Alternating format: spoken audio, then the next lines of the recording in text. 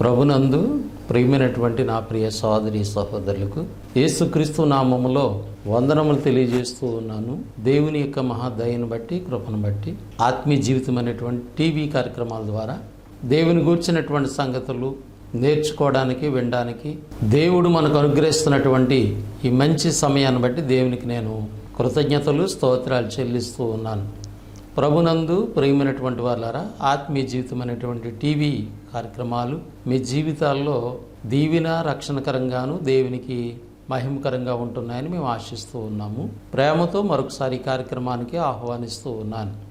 ప్రభునందు ప్రియమైనటువంటి వాళ్ళారా, ఈ ప్రత్యేకమైన సమయంలో దేవుని యొక్క వాక్యము నుండి కొన్ని విషయాలు మనము ఆలోచన చేద్దాం. యథార్థత అనేటువంటి మాట గురించి మనం గమనిద్దాం. మానవ జీవితంలో యథార్థత చాలా అవసరం, కానీ మానవుడు యథార్థతను కోల్పోయినటువంటి పరిస్థితులు కనపడుతూ ఉన్నాయి. కానీ క్రైస్తవ జీవితంలో యథార్థత అనేటువంటి చాలా ప్రాముఖ్యమైనటువంటిదిగా దేవుని వాక్యం మనకి జ్ఞాపకం చేస్తుంది.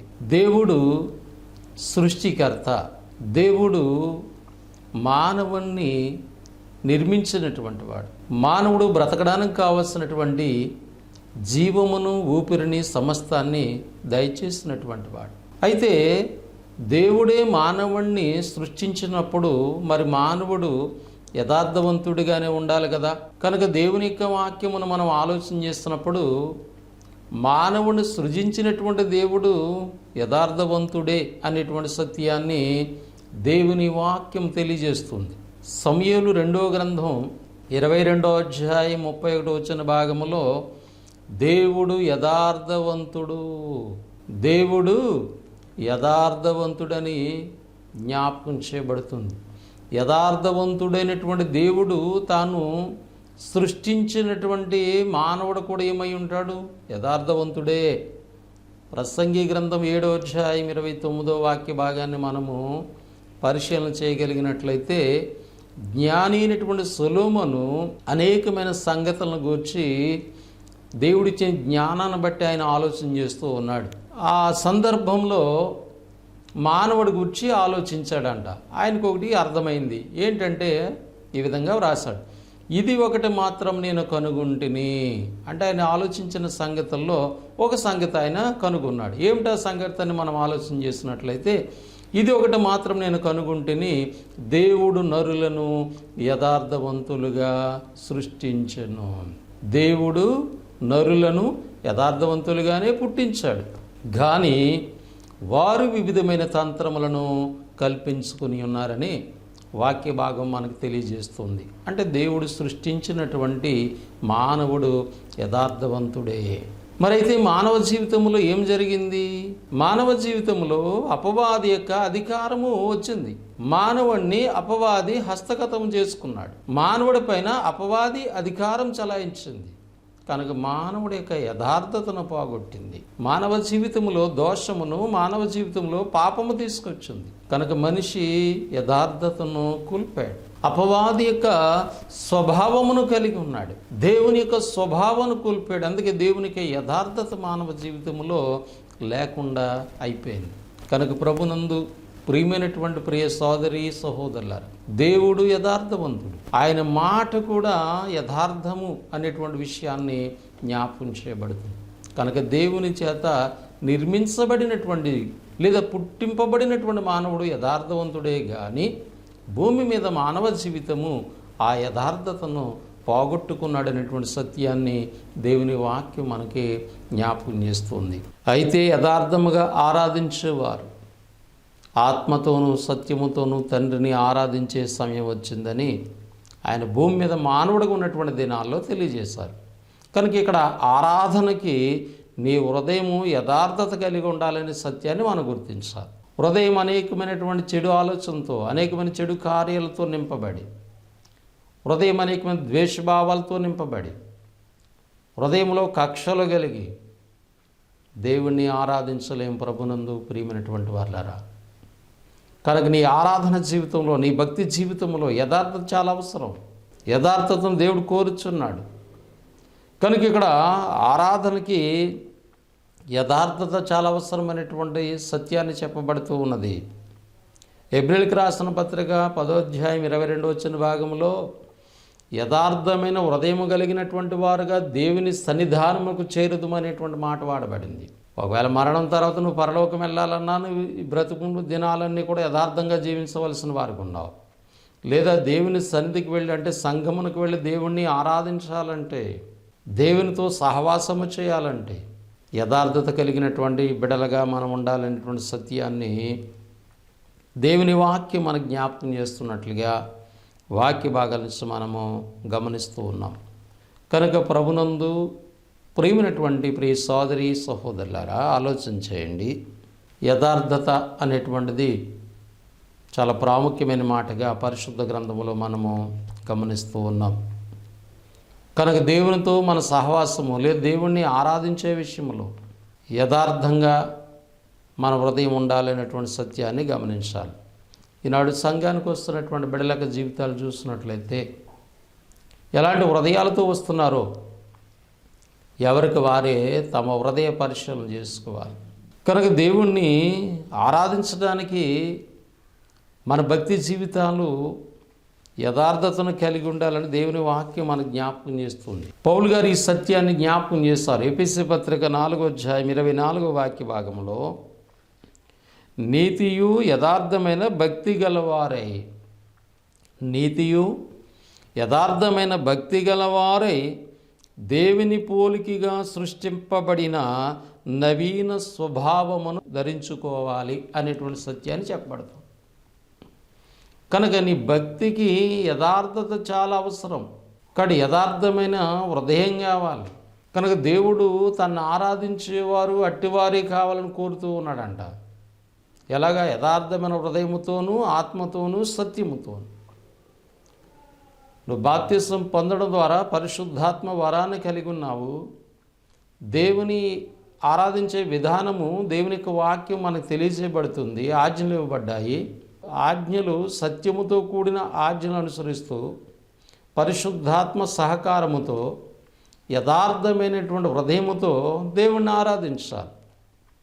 కనుక నీ యొక్క భక్తికి యథార్థత అవసరం అనేటువంటి సత్యాన్ని గుర్తించాలి. కనుక నీతి యథార్థమైన భక్తి గలవారే దేవుని పోలికగా సృష్టింపబడినటువంటి నవీన స్వభావమును ధరించుకోవాలి అనేటువంటి విషయాన్ని పౌలు ఇక్కడ జ్ఞాపకం చేస్తున్నట్లుగా వాక్య భాగం నుంచి మనం గమనిస్తున్నాం. లోకంలో మనకు మనం యథార్థవంతులుగా మనం ఆలోచన చేస్తూ ఉంటాం. సామెతల గ్రంథము 16వ అధ్యాయం 25వ వచన భాగంలో ఒక వాక్య భాగాన్ని మనం గమనించినట్లయితే, ఒకని మార్గము వాని దృష్టికి యథార్థముగా ఉండును, అయినను తుదకు అది మరణమునకు చేరును అనే మాట ఉంది. ప్రభునందు ప్రియుల, కాబట్టి నాకు నేను యథార్థవంతుడిని అనేటువంటి ఆలోచన మనం చేయకూడదు. లోకంలో కూడా దేవుని మార్గం కంటే మానవుల యొక్క మార్గాలకి, మానవుని యొక్క ఆలోచనకు అనేక మంది అవకాశం ఇస్తూ ఉన్నారు. దేవుడు చెప్పినటువంటి సత్య మార్గమును విడిచిపెట్టి, నేనే మార్గము, నేనే సత్యము, నేనే జీవం, నా ద్వారా తప్ప ఎవడు తండ్రి యొద్దకు చేరడు అనేటువంటి యేసుప్రభు చెప్పినటువంటి ఉద్దేశాన్ని, ఆయన యొక్క మార్గమును మానవుడు ఆలోచన చేయకుండా మనుషుల యొక్క మార్గాలను ఆలోచన చేస్తూ ఉన్నారు. కనుక మనుషుల యొక్క మార్గాలు ఎలా ఉంటాయంటే, బయటికి ఒకని మార్గము వాని దృష్టికి యథార్థముగా ఉండును, ఆయనను తుదకది మరణముకు వెళ్ళిపోతుంది. కనుక నీకుగా లేదా నాకు నేనుగా నేను యథార్థవంతుడిని ఆలోచన చేయడం కాదు. నా యథార్థత ఏంటో నా దేవుడు గమనిస్తూ ఉన్నాడు. నేను యథార్థవంతుడిని నాకు ఎట్లా తెలుస్తుందంటే, నేను దేవునికి వ్యతిరేకమైన కార్యాలు చేయనప్పుడు నేను యథార్థవంతుడిని. నేను దేవునికి వ్యతిరేకమైన కార్యములు చేస్తున్నప్పుడు నేను యథార్థవంతుని కాదు అని మనం గమనించాలి. ఎందుకంటే దేవుడు నన్ను అడ్డగించట్లేదు, దేవుడు నన్ను విడిచిపెట్టేశాడు. కాబట్టి మానవుని యొక్క ఉద్దేశ ప్రకారంగా, మానవుని యొక్క ఆలోచన ప్రకారంగా మనం దేవుణ్ణి యథార్థంగా వెంబడించలేం. కనుక దేవుని యొక్క ఉద్దేశము, దేవుని యొక్క వాక్యాన్ని బట్టి మనం దేవుణ్ణి వెంబడించవలసినటువంటి వారుగా ఉన్నామని దైవలేఖనాలు తెలియజేస్తున్నాయి. కనుక మన ప్రవర్తన, మన విధానాన్ని మనము పరీక్షించుకోవాలి. సామెతల గ్రంథం 20వ అధ్యాయము 11వ వచన భాగంలో ఇలా చెప్పబడుతుంది, బాలుడు సహితము తన నడవడి శుద్ధమైనదో కాదో, యథార్థమైనదో కాదో తన శ్రేష్టల వలన తెలియబడును. నా యొక్క నడవడి, నేను గమనించుకోవాలి. నేను చేస్తున్నటువంటి శ్రేష్టల పనులు నేను యథార్థవంతుడినో కాదో నాకు తెలియజేస్తాయంట. కనుక నాకు నేనుగా కాదు కానీ నేను చేసేటువంటి ప్రవర్తన బట్టి, అందుకే దేవుడు అబీమెలెకు యొక్క ప్రవర్తన చూస్తాడు, అబీమెలెకు జీవితాన్ని చూస్తాడు. అవును ఆయన నువ్వు యథార్థంగానే చేస్తావు, అందుకని నీ యథార్థవంతుడు కాబట్టి నీవు పాపంలో పడకుండా నేను నిన్ను అడ్డగించానని అబీమెలెకుతో మాట్లాడినటువంటి మాటను మనము గమనించాలి. కనుక ప్రభునందు ప్రియులారా, యథార్థత అనేటువంటిది మనం గమనించాలి. కనుక మన భక్తికి, మన ఆరాధన జీవితానికి యథార్థత చాలా ప్రాముఖ్యమైనది. సామెతల గ్రంథం 14వ అధ్యాయము 2వ వాక్య భాగంలో ఇలా వ్రాయబడింది: యథార్థముగా ప్రవర్తించేవాడు యెహోవా యందు భయభక్తులు గలవాడు. యథార్థంగా ప్రవర్తించేవారు దేవుని యందు భయభక్తులు గలవారని అర్థం. అంటే నేను దేవుని యందు భయభక్తులు కలిగి ఉన్నాను అంటే దాని అర్థం ఏంటంటే నేను యథార్థంగా ప్రవర్తించాలి. నేను యథార్థంగా ప్రవర్తిస్తే నేను ఏ దోషంలో పడకుండా, ఏ పాపంలో పడకుండా దేవుడు నాకు సహాయం చేస్తాడు. కనుక ఇక్కడ నేను భక్తి చేస్తున్నాను అని నేను అనుకుంటే దేవుని వాక్యం చెప్తుంది, యథార్థంగా ప్రవర్తించేవాడు యెహోవా యందు భయభక్తులు గలవాడు. కనుక నేను దేవుని యందు భయభక్తులు కలిగి ఉన్నానని ఎట్లా తెలుస్తుందంటే నేను యథార్థంగా ప్రవర్తిస్తాను. యథార్థంగా ప్రవర్తించడం అంటే ఏ దోషము చేయకుండగా, ఏ పాపము నా జీవితంలో ఏలకుండగా నేను జీవించగలుగుతాను. ఎందుకంటే దేవుని యొక్క సహాయం నాకు ఉంటుంది. కనుక ప్రభునందు ప్రియమైనటువంటి ప్రియ సోదరి సహోదరులారా, ఆలోచించేయండి. క్రైస్తవ జీవితంలో యథార్థత చాలా అవసరం. నీ భక్తికి యథార్థత చాలా అవసరం. నీ ఆరాధన జీవితానికి యథార్థత చాలా అవసరమైనటువంటి సత్యాన్ని గుర్తించాలి. అందుకే ఇర్మియా అంటున్నాడు, యెహోవా యథార్థత మీదనే కదా నువ్వు కనుదృష్టి ఉంచున్నావు అంటున్నాడు. కనుక యథార్థత కలిగి జీవించడం మన జీవితంలో చాలా ప్రాముఖ్యమైనది. దేవుని చేత మనం కాపాడబడుతున్నాం, పాపంలో పడకుండా ఆపబడుచున్నాం. అంత మాత్రమే కాదు, యథార్థత అనేటువంటిది మన జీవితాల్లో అనేకమైనటువంటి కార్యాలు చేస్తుంది. దినవృత్తాంతం 2వ గ్రంథం 16వ అధ్యాయము 9వ లేఖన భాగాన్ని మనం గమనించినట్లయితే, తన ఎడల అనగా దేవుని ఎడల యథార్థమైన హృదయము గల వారిని బలపరచుటకే యెహోవా కనుదృష్టి లోకమంతటా కూడా సంచారము చేస్తుందని చెప్పబడుతుంది. దేవుని ఎడల యథార్థ హృదయము కలిగిన వారిని దేవుడు ఏం చేస్తాడంటే బలపరుస్తాడు. ఖచ్చితంగా నిన్ను క్రీస్తునందు బలవంతులుగా చేస్తాడు. అపోస్తలుడైన పౌలు అంటాడు, నన్ను బలపరచువాని యందే నేను సమస్తము చేయగలను. అనేకమైన కార్యాలు ఆయన చేయగలుగుతున్నాడంటే దేవుడు ఆయన బలపరిచాడు. ఎందుకు బలపరిచాడు అంటే యథార్థ హృదయం కలిగి ఉన్నాడు పౌలు. కనుక ఈనాడు నేను అపోస్తల బోధ అని చెప్పుకుంటూ ఉంటుంటాం. అపోస్తల బోధ యందు, సహవాసం అందు, రొట్టె విరిచేటందు, ప్రార్థన చేయటందు ఎడతెగకుండా ఉంటున్నామని మనం ఆలోచన చేస్తూ ఉన్నాం. కానీ దేవుడు నిన్ను బలపరుస్తున్నాడా? దేవుడు నిన్ను బలపరచాలంటే నీలో యథార్థమైన స్థితి కావాలి. కనుక దేవుని యొక్క ఆలోచన ఏంటంటే, దేవుని యొక్క ఉద్దేశం ఏంటంటే యథార్థవంతులు పాపంలో పడకుండా కాపాడుతున్నాడు, యథార్థవంతుల్ని బలపరిచేటువంటి కార్యక్రమాన్ని దేవుడు కలిగి ఉన్నాడు అనేటువంటి సత్యాన్ని దేవుని గ్రంథం మనకి ఇక్కడ జ్ఞాపకం చేస్తున్నట్లుగా వాక్య భాగం నుంచి మనము గమనిస్తూ ఉన్నాం. సామెతల గ్రంథము 2వ అధ్యాయము 7వ వచన భాగములో, ఆయన యథార్థవంతులను వర్ధిల్ల చేయును. నువ్వు యథార్థంగా ఉన్నట్లయితే దేవుడు నిన్ను వర్ధిల్ల చేస్తాడు. ఆత్మ సంబంధంగాను భౌతికంగా కూడా దేవుడు నిన్ను వర్ధిల్ల చేస్తాడనే సత్యాన్ని గుర్తించాలి. కనుక యథార్థవంతులను దేవుడు బలపరుస్తూ ఉన్నాడు, యథార్థవంతులను దేవుడు వర్ధిల్ల చేసేవాడుగా ఉన్నటువంటి సత్యాన్ని గ్రంథం చెప్తుంది.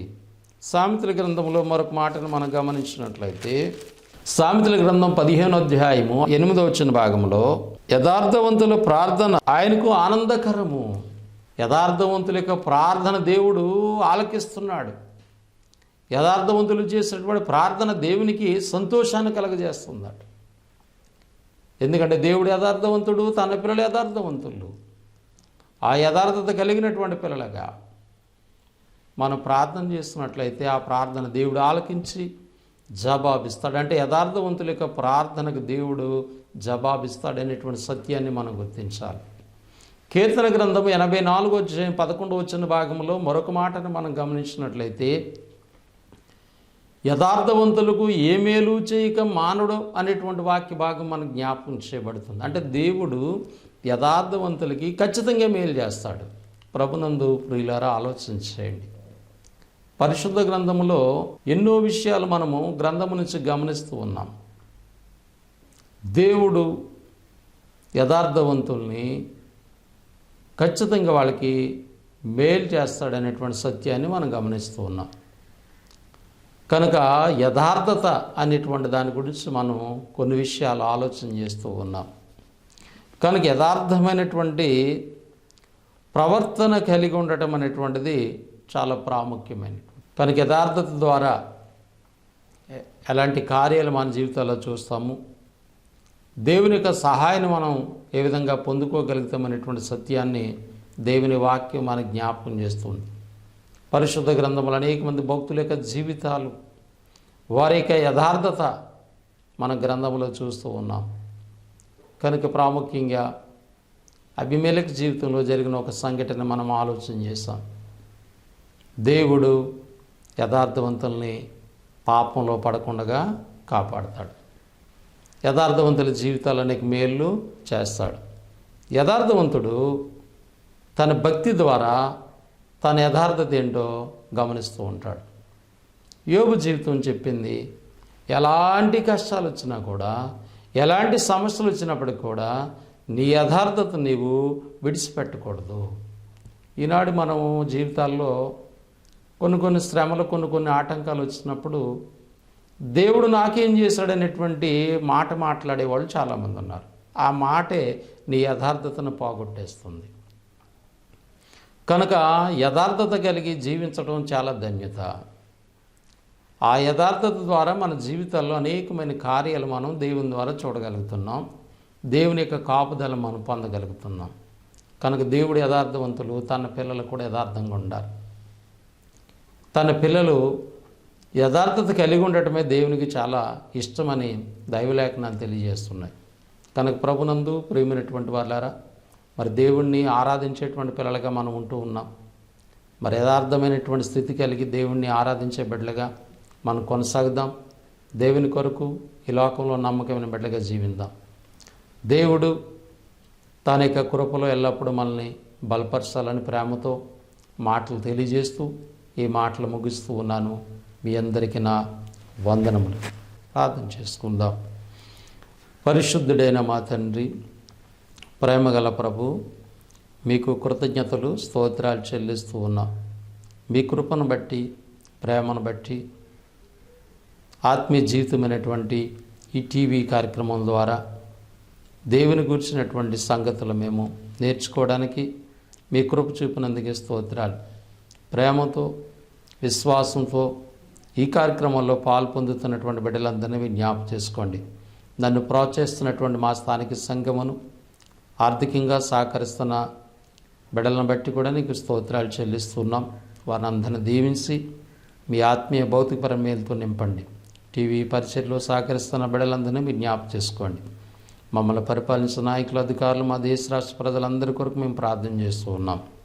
ఈ వాక్య పరిచర్య ఎంత ప్రాంతాల్లో వింటూ ఉన్నారో ఆ బిడ్డలందరినీ కూడా మీరు జ్ఞాపకం చేసుకుని ఆయా ప్రాంతాల్లో ఉన్నటువంటి బిడ్డల జీవితాల్లో మీ కృపను చూపండి. మీ ప్రేమకు పాత్రలుగా బలపరచమని ప్రార్థిస్తున్నాం. రక్షణ లేనటువంటి బిడ్డలకు మీ రక్షణ ఆనందం దయచేయండి. ప్రభు సువార్తకు ఆటంకములు తొలగించండి. ఆయన సహాయం చేయమని ఈ యొక్క ప్రార్థన విన్నపముల దయతో అంగీకరించి మీరే మహిమ, ఘనత, ప్రభావాలు పొందమని యేసుక్రీస్తు నామములో ప్రార్థన చేసి వేడుకొనుచున్నాము తండ్రి. ఆమేన్. వందనాలు. దేవుడు మిమ్మల్ని, మీ కుటుంబమును దీవించి ఆశీర్వదించునుగాక. ఆమేన్. హృదయాలోచన ఎరిగిన దేవా, ఎదలో స్థానము కోరిన ప్రభువా, ముదమార నిన్నే కొలుతును, మదిలోన నిన్నే కీర్తింతును.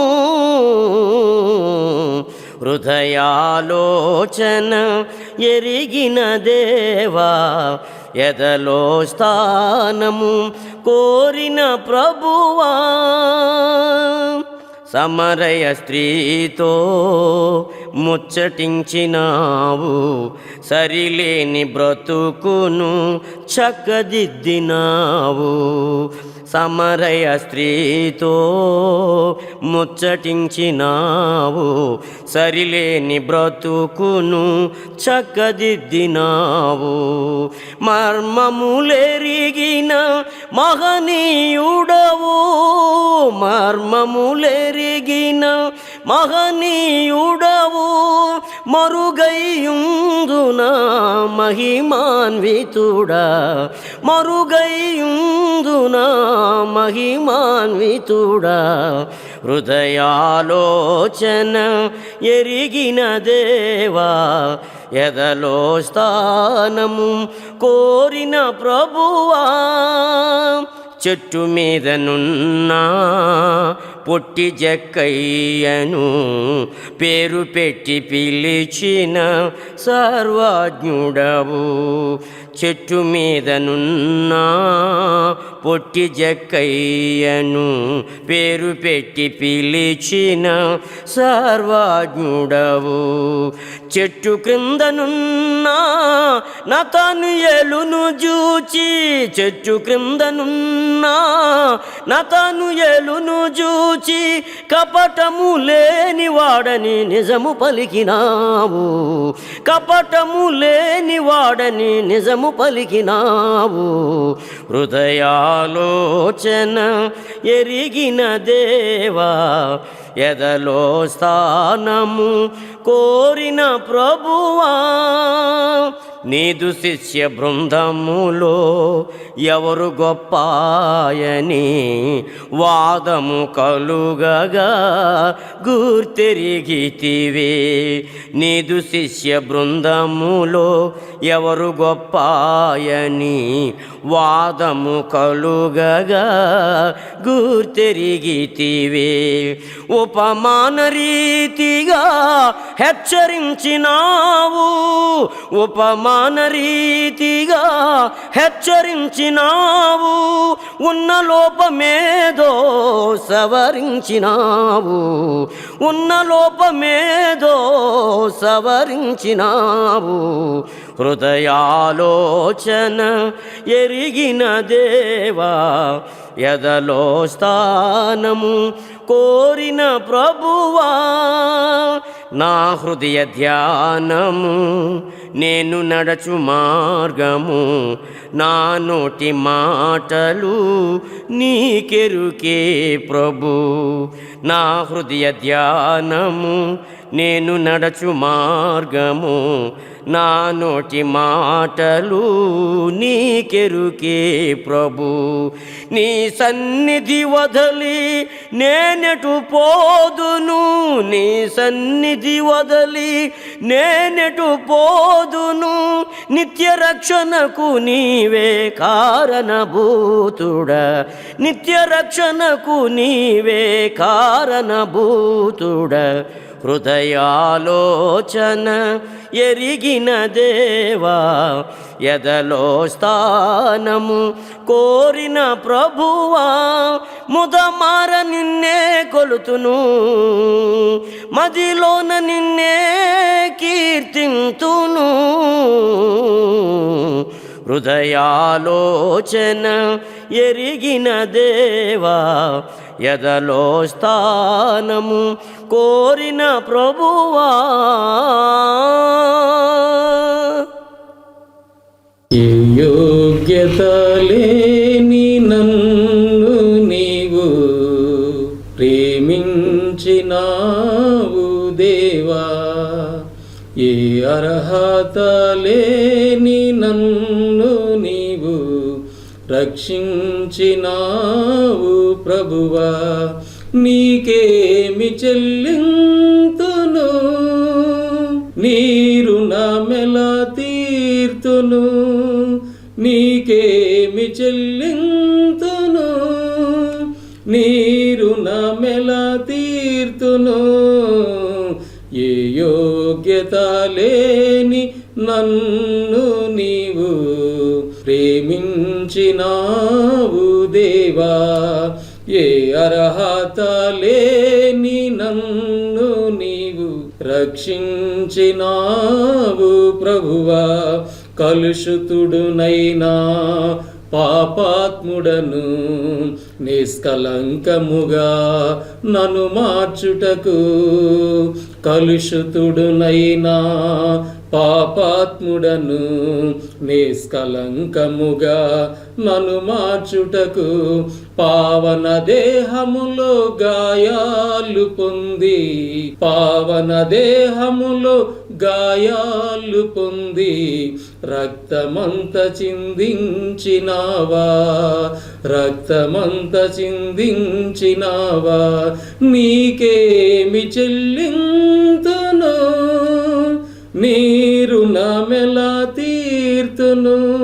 నీకేమి చెల్లింతును, నీ రుణమెలా తీర్తును. ఏ యోగ్యత లేని నన్ను నీవు ప్రేమించినావు దేవా. ఏ అర్హత లేని నన్ను నీవు రక్షించినావు ప్రభువా. సుందరమైన నీ రూపమున మంటివాడనైనా నన్ను మార్చుటకు. సుందరమైన నీ రూపమున మంటివాడనైనా నన్ను మార్చుటకు. వస్త్రహీనుడుగా సిలువాలు వ్రేలాడి, వస్త్రహీనుడుగా సిలువాలు వ్రేలాడి నీ సొగసును కోల్పోయినావా, నీ సొగసును కోల్పోయినావా. నీకేమి చెల్లింతును, నీ రుణమెలా తీర్తును. నీకేమి చెల్లింతును, నీ రుణమెలా తీర్తును. ఏ యోగ్యత లేని నన్ను నీవు ప్రేమించినావు దేవా. ఏ అర్హత లేని నన్ను నీవు రక్షించినావు ప్రభువా. పాపము వలన మృతి నొందిన అపరాధినైనా నన్ను లేపుటకు. పాపము వలన మృతి నొందిన అపరాధినైనా నన్ను లేపుటకు. నా స్థానమందు నా శిక్ష భరించి, నా స్థానమందు నా శిక్ష భరించి మరణించి తిరిగి లేచినావా, మరణించి తిరిగి లేచినావా. నీకేమి చెల్లింతును, నీ రుణమెలా తీర్తును. నీకేమి చెల్లింతును, నీ రుణమెలా తీర్తును. ఏ యోగ్యత లేని నన్ను నీవు ప్రేమించినావు దేవా. ఏ అర్హత లేని నన్ను నీవు రక్షించినావు ప్రభువా.